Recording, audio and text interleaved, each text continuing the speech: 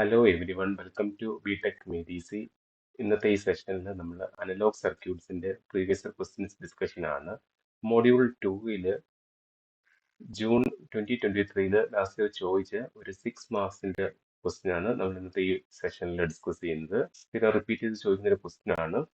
Draw the high frequency hybrid pi model of BJT in common emitter configuration and explain the significance of each parameter. നമുക്കിവിടെ ഒരു high frequency hybrid pi model draw ചെയ്യണം, അതുപോലെ അതിനകത്തുള്ള each parameter explain ചെയ്യണം. അതാണ് നമ്മളുടെ aim എന്ന് പറയുന്നത്. ഇപ്പം ഒരു BJT ഉണ്ടെങ്കിൽ ഓക്കെ, അതിനകത്ത് 3 ടെർമിനൽസ് എന്ന് പറയുന്നത് ഒന്ന് ബേസ്, ഒന്ന് കളക്ടർ, ഒന്ന് എമിറ്റർ ആണ്. അപ്പം നമുക്ക് ഈ ഒരു മൊഡ്യൂൾ 2 ഇതിന്റെ ഓരോ സർക്യൂട്ട്സിന്റെ അനാലിസിസ് ഉണ്ട്. അനാലിസിസിനകത്ത് ഈ BJTനെ നമുക്ക് ഒരു ഇക്വലന്റ് മോഡലിലേക്ക് കൺവേർട്ട് ചെയ്യണമെങ്കിൽ നമുക്ക് input impedance, output impedance, gain ഒക്കെ ഫൈൻഡ് ഔട്ട് ചെയ്യാൻ പറ്റത്തുള്ളൂ. അപ്പോൾ അതിൽ ഡിഫറെന്റ് മോഡൽസ് അവൈലബിൾ ആണ്. അപ്പം അതിൽ ഒരു മോഡലാണ് ഇപ്പോൾ ഹൈ ഫ്രീക്വൻസി സീക്വൻസിന് വേണ്ടി നമ്മൾ യൂസ് ചെയ്യുന്ന ഹൈബ്രിഡ് പൈ മോഡൽ എന്ന് പറയുന്നത്. അപ്പോൾ അതിൽ നിന്ന് തന്നെ നമുക്ക് ചില മോഡിഫിക്കേഷൻസ് വരുത്തിയിട്ട് ലോ ഫ്രീക്വൻസിക്കും ആ മോഡൽ തന്നെ യൂസ് ചെയ്യാം. അതാണ് ഈ hybrid pi model, high frequency hybrid pi മോഡലിന്റെ സ്പെഷ്യാലിറ്റി എന്ന് പറയുന്നത്. അപ്പം നമുക്ക് ഫസ്റ്റ് ഇതിനകത്ത് വരുന്ന പാരാമീറ്റേഴ്സ് എന്തൊക്കെയാണെന്ന് നോക്കാം. അപ്പോൾ ഈ 3 ടെർമിനൽസിനെ നമ്മളൊരു ഇക്വലന്റ് മോഡൽ വെച്ച് റീപ്ലേസ് ചെയ്യും. അപ്പോൾ അതിനകത്ത് വരുന്ന റെസിസ്റ്റൻസ് ടേം എന്ന് പറയുന്നത് നമുക്കൊരു RB റെസിസ്റ്റൻസ് ടേം വരും, അതിനുശേഷം ഒരു RY റെസിസ്റ്റൻസ് ടേം വരും, then R mu resistance term വരും, ലാസ്റ്റ്ലി ഒരു R0 റെസിസ്റ്റൻസ് ടേം വരും. ഇത്രയും റെസിസ്റ്റൻസ് ടേംസ് ആ ഒരു മോഡലിൽ കാണും. പിന്നെ കുറച്ച് ഹൈ ഫ്രീക്വൻസി ആയതുകൊണ്ട് നമുക്ക് കപ്പാസിറ്റൻസ് കൺസിഡർ ചെയ്യണം. കപ്പാസിറ്റൻസ് എന്ന് പറയുന്നത് ഇവിടെ 2 കപ്പാസിറ്റൻസ് ആണ് വരുന്നത്, ഒന്ന് C മ്യൂവും അതുപോലെ C പൈയും. ഇത് ഓരോന്നും എന്താണെന്നുള്ളത് മോഡൽ വരച്ചതിന് ശേഷം നമുക്ക് എക്സ്പ്ലെയിൻ ചെയ്യാം. ഇനിയിപ്പോൾ ഈ മോഡൽ വരയ്ക്കാൻ പോവുകയാണ്.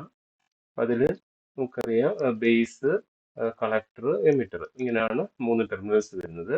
അപ്പോൾ ഈ ഇൻപുട്ട് സൈഡിൽ ഇപ്പോൾ കോമൺ എമിറ്റർ ആയതുകൊണ്ട് ഈ ബേസ് എമിറ്റർ ആയിരിക്കും ഇൻപുട്ട് സൈഡ് എന്ന് പറയുന്നത്. അപ്പോൾ ഇൻപുട്ട് സൈഡിൽ ഒരു റെസിസ്റ്റർ കാണും, അതിന് നമ്മൾ RB കൊണ്ടാണ് ഡിനോട്ട് ചെയ്യുന്നത്. That is resistance to the base. RB corresponds to resistance to the base. അതുകൊണ്ടാണ് അതിനെ RB സഫിക്സ് B കൊണ്ട് ഡിനോട്ട് ചെയ്യുന്നത്. അപ്പോൾ ഇവിടെ ഒരു RB റെസിസ്റ്റൻസ് കാണും, ദെൻ ഇൻപുട്ട് സൈഡിൽ ഒരു R പൈ റെസിസ്റ്റൻസ് കാണും. ദിസ് R പൈ എന്ന് ഡിനോട്ട് ചെയ്യുന്നത് ഇൻപുട്ട് റെസിസ്റ്റൻസിനെയാണ്. ഇൻപുട്ട് റെസിസ്റ്റൻസ് ആണ് R പൈ കൊണ്ട് ഡിനോട്ട് ചെയ്യുന്നത്. Okay, R pi input resistance.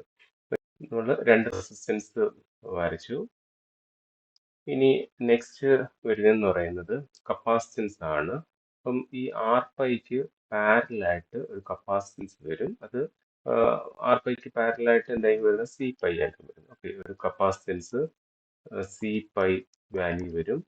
Then ഇവിടെ ആണെങ്കിൽ 2 ടേംസ് ഉണ്ട്, R മ്യൂ. ചിലതിനകത്ത് നമ്മൾ R മ്യൂ കൺസിഡർ ചെയ്യത്തില്ല. ഓക്കെ, R മ്യൂ, പിന്നെ ഇവിടെ ഒരു C മ്യൂ, അതിന് പാരലായിട്ട് C മ്യൂ. ഓക്കെ, ഇത് രണ്ടാണ് 2 കപ്പാസിറ്റൻസ് വാല്യൂ. അപ്പം നമ്മളിവിടെ എന്തൊക്കെ മാർക്ക് ചെയ്തു? 3 റെസിസ്റ്റൻസ് വാല്യൂവും അതുപോലെ 2 കപ്പാസിറ്റൻസ് വാല്യൂവും മാർക്ക് ചെയ്തു. RO എന്ന് വെച്ച് കഴിഞ്ഞാൽ ഔട്ട്പുട്ടിൽ വരുന്ന റെസിസ്റ്റൻസ് ആണ് RO റെസിസ്റ്റർ എന്ന് പറയുന്നത്. പിന്നെ ഈ മോഡലിനകത്ത് ഒരു ഡിപ്പെൻഡന്റ് കറണ്ട് സോഴ്സ് ഉണ്ട്. ഡിപ്പെൻഡന്റ് കറണ്ട് സോഴ്സ് ഉണ്ട്. അത് ഔട്ട്പുട്ട് സൈഡിൽ ഒരു ഡിപ്പെൻഡന്റ് കറണ്ട് സോഴ്സ് വരും. ഓക്കെ, അതിന്റെ വാല്യൂ GM P പൈ ആണ്. GM എന്ന് വെച്ച് കഴിഞ്ഞാൽ ട്രാൻസ് കണ്ടക്ടൻസ് ആണ്, ട്രാൻസ് കണ്ടക്ടൻസ്. അപ്പം അതുകൊണ്ടാണ് അതിന് നമ്മൾ ഹൈബ്രിഡ് മോഡൽ എന്ന് പറയുന്നത്. നെറ്റ്വർക്കിലാണെങ്കിൽ 2 പോർട്ട് നെറ്റ്വർക്ക് പഠിച്ചിട്ടുണ്ടായിരുന്നു. അപ്പം അതിനകത്ത് പല പാരാമീറ്റേഴ്സ് Z, Y, H അങ്ങനെ ഡിഫറെൻറ്റ് പാരാമീറ്റേഴ്സ് പഠിച്ചിട്ടുണ്ടായിരുന്നു. അപ്പം ഇത് ഈ ഒരു ട്രാൻസ് കണ്ടക്ടൻസ് വന്നത് കൊണ്ട്, അല്ലെങ്കിൽ വോൾട്ടേജ് കറണ്ട് ആ ഒരു റിലേഷൻ വന്നത് കൊണ്ട് ഇതൊരു ഹൈബ്രിഡ് പാരാമീറ്റർ മോഡലാണ്. അപ്പോൾ ഒരു കറണ്ട് സോഴ്സ് കാണും. പിന്നെ ലാസ്റ്റ്ലി വരുന്നത് ആ മോഡലിനകത്ത് എന്താണ് ഞാൻ ഈ പറഞ്ഞ ഔട്ട്പുട്ട് റെസിസ്റ്റൻസ്, അത് പാരലായിട്ട് ഔട്ട്പുട്ട് റെസിസ്റ്റൻസ് RO കാണും. അപ്പൊ ഇതാണ് നമ്മളുടെ ഒരു hybrid pi model high frequency hybrid pi model എന്ന് പറയുന്നത്. അപ്പോൾ അതിനകത്ത് കപ്പാസിറ്റൻസും കൂടെ വരും. ഈ ഓരോ ടേംസും എക്സ്പ്ലെയിൻ ചെയ്യാം. അപ്പോൾ ആർ ബി എന്ന് വെച്ച് കഴിഞ്ഞാൽ എന്തായിരുന്നു? Resistance to the base. അതുപോലെ ആർ പൈ എന്ന് വെച്ച് കഴിഞ്ഞാൽ ഇൻപുട്ട് റെസിസ്റ്റൻസ് ആയിരുന്നു. ഇനി ആർ മ്യൂ എന്നുണ്ട്. അപ്പോൾ ആർ മ്യൂ എന്ന് പറയുമ്പോഴത്തേക്ക് നോക്കിയേ, ബേസിനും കളക്ടറിനുമായിട്ട് ഇടയ്ക്കാണ് വരുന്നത് അല്ലേ? അപ്പോൾ റെസിസ്റ്റൻസ് ബിറ്റ്വീൻ ബേസ് ആൻഡ് കളക്ടറാണ് ആർ മ്യൂ എന്ന് പറയുന്നത്. ആർ മ്യൂ എന്ന് വെച്ച് കഴിഞ്ഞാൽ റെസിസ്റ്റൻസ് ബിറ്റ്വീൻ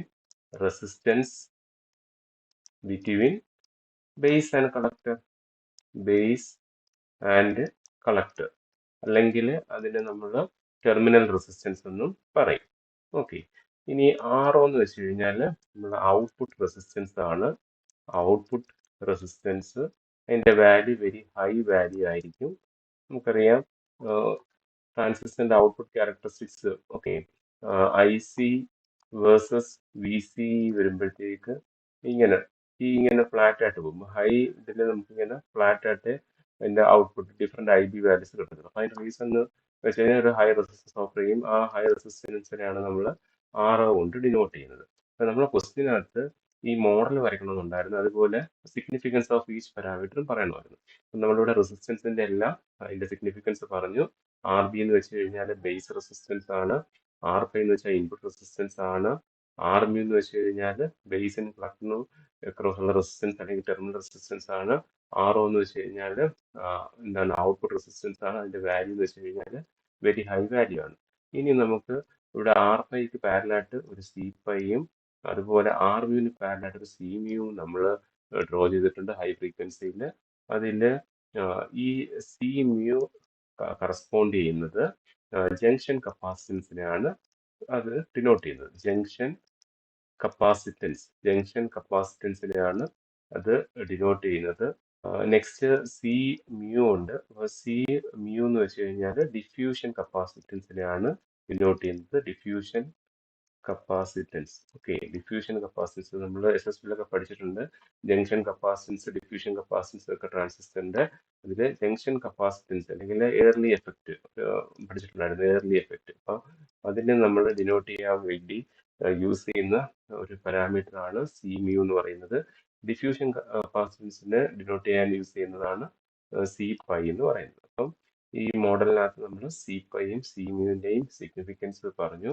ഇനി വരുന്നത് ഇതൊരു കറണ്ട് സോഴ്സ് ആണ്, ഡിപ്പെൻഡന്റ് കറണ്ട് സോഴ്സ് ആണ്. നമുക്കറിയാം. അപ്പൊ ഇതാണ് ഒരു ഹൈ ഫ്രീക്വൻസി മോഡലും അതിന്റെ ഓരോ ടേംസിന്റെയും എക്സ്പ്ലനേഷൻ. നിങ്ങൾക്ക് ഡ്രോ ചെയ്യാൻ വേണ്ടി ആദ്യമേ എന്ത് ചെയ്യുക, ഇപ്പം ഇത് വരയ്ക്കാൻ വേണ്ടിയിട്ട് ആദ്യമേ ബേസ്, കളക്ടർ, എമിറ്റർ എന്നൊക്കെ മാർക്ക് ചെയ്യുക.